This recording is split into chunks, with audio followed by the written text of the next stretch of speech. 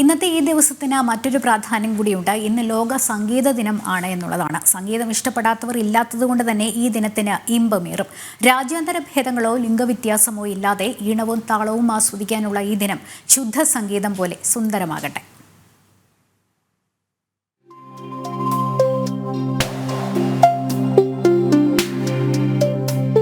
അക്ഷരങ്ങളിൽ നിന്ന് വാക്കുകളും, വാക്കുകളിൽ നിന്ന് വരികളും, വരികളിൽ നിന്ന് സംഗീതവും ജനിക്കുന്നു.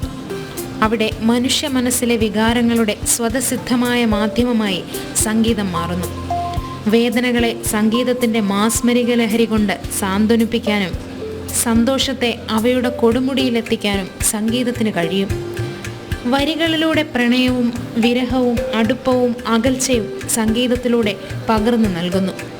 1976 അമേരിക്കൻ സംഗീതജ്ഞനായ ജോയൽ കോയനാണ് ആദ്യമായി സംഗീത ദിനമെന്ന ആശയം കൊണ്ടുവന്നത്. മനുഷ്യ ജീവിതത്തിൻ്റെ താളക്രമം ചിട്ടപ്പെടുത്തുന്നതിൽ സംഗീതത്തിനുള്ള സ്ഥാനം ഓർമ്മപ്പെടുത്തുകയാണ് ഈ ദിനം.